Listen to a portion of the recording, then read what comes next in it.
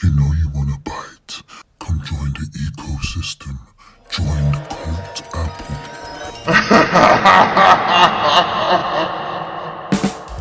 Why the iPad? At first, to be honest, I thought this was a gimmick product when it was first unveiled. A quick cash grab. I'll be real, I didn't really take it seriously. I was like, what in the hell is this oversized iPhone? I mean, what could possibly be the use case for something like this, other than it just simply having a bigger screen than the iPhone? A standalone productivity device. Some things that the iPhone can do, some things that the Mac can do. Wait, does that, a hybrid product? Really, Steve? I'm gonna let you explain this. All of us use laptops and smartphones now. Everybody uses a laptop and or a smartphone. And the question has arisen lately, is there room for a third category of device in the middle? Something that's between a laptop and a smartphone. They're going to have to be far better at doing some really important things. Better than the laptop, better than the smartphone. Very thin. In hindsight, I strongly believe that the iPad was meant to replace the laptop. Why, you ask? I mean, look at it. The portability, the thinness, the lightness, the ease of use, the touch screen, the simplicity, the pen. This is what a laptop should be, in my opinion. I mean, look at it. Outside of features and updates, let's just leave that out of the room. The iPad has the same operating power as the Mac OS and the full library of the Apple App Store. Not bad, right? You know that saying, like, if there's something that you want to do, there's an app for it. Guess what? The iPad has its tailored apps and it has the whole ecosystem of the iPhone app. If you want to go full-on laptop mode, well, guess what? Just attach your magnetic keyboard. It's just that simple. But you already know that already, right? Not gonna lie, the iPad's attachable keyboard is a bit top heavy, but it gets the job done, you know? Like, it's not the best experience, but it's good enough. It's good enough for you to full on go typing mode and write a whole chapter of a bloody novel that you've been working on, or just write a quick essay, or, you know, write some notes down. But most importantly, when the iPad gets it right, it gets it right. It takes time. 10 years later. But for example, Lightroom for the iPad. It's by far the best photo editing experience of any device, minus the buggy glitches, but that can be fixed through software updates, which takes forever. It beats any Surface Pro or Galaxy Tab or MacBook experience. Why? Because of multi-touch, because of the application being tailored for the iPad, because of the gorgeous display, lightning fast M1, M2 and soon M3 chip. There's nothing quite like this experience out there. I mean, let's be real, Vision Pro, that's gonna take a while. The orientation flip like an iPhone. You can't change orientation and have your screen mirror it. If you wanna go horizontal, vertical, you can't do that on a laptop or a MacBook.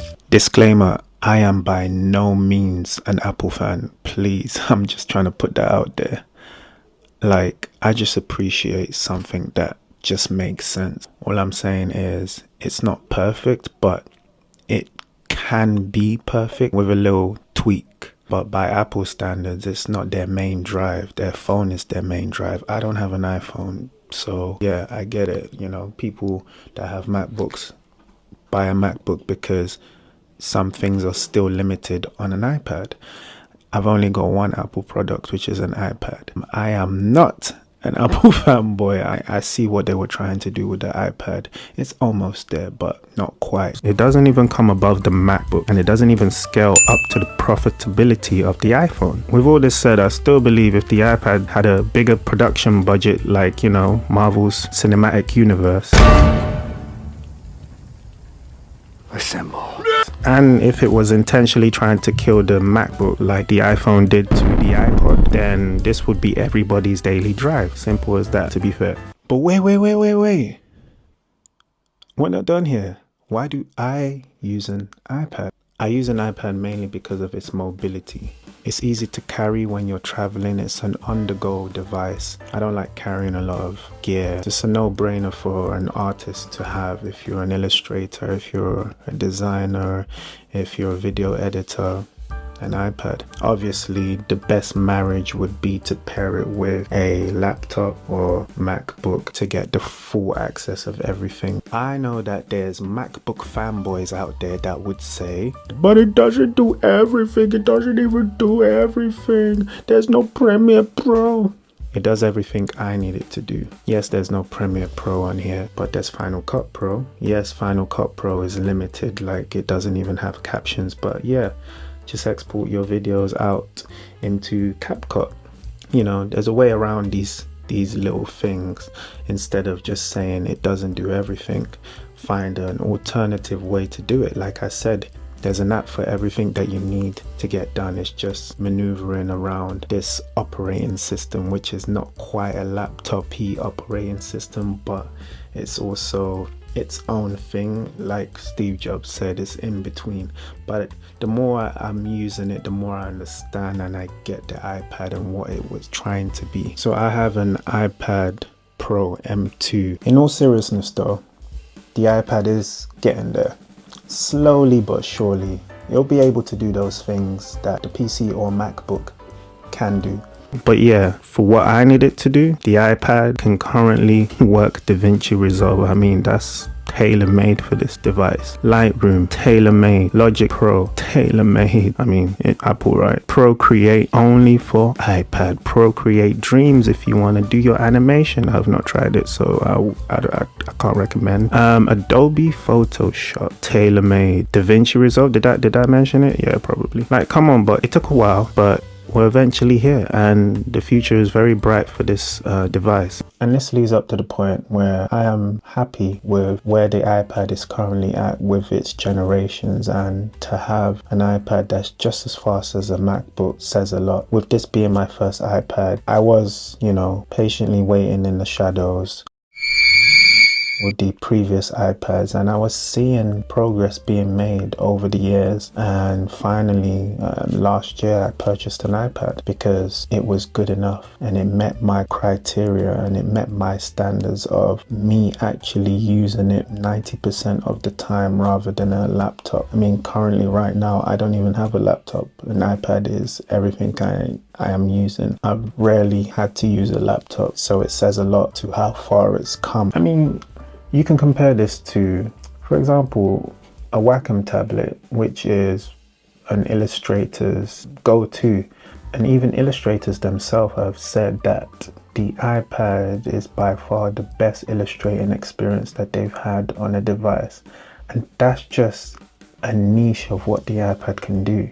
The Wacom, that's literally primarily the thing that it does. To think that the iPad is overpriced, that's a lie. It's not. When you actually put into context of it being a multi-dimensional laptop, like the iPhone is a multi-dimensional computer in your pocket, the iPad price is valid in terms of the multiple things it can do. You put that side by side to something like a Wacom tablet, the highest price Wacom tablet and the highest price iPad. I'll go for an iPad all day, every day. And this bugs me that there are laptops out there that are being sold that don't even have a touchscreen. That is insanity. But anyways, each to their own, right? Didn't want to forget this point of Apple being sued by the US government. Apple has maintained monopoly power in the smartphone market not simply by staying ahead of the competition on the merits, but by violating federal antitrust law. Consumers should not have to pay higher prices because companies break the law. It's just hilarious, you know. This is going to be the lead up to the next point. Being sued by the US government, being forced by the EU to change its Lightning cable into a USB-C cable, which is universal around all smartphones from 15 model up. Like, okay, you just want to separate yourself from everything else and you just want to make everything else look bad. You're not perfect. You try to be, but you're not. Yeah, I get it. You claim to be the best. Second Lieutenant Jake Jensen, West Point, graduate with honors. We're here because you're looking for the best of the best of the best, sir. What's so funny, Edwards? Your boy Captain America over here. The best of the best of the best, sir. You know, you claim to be the best, right? You're not the best.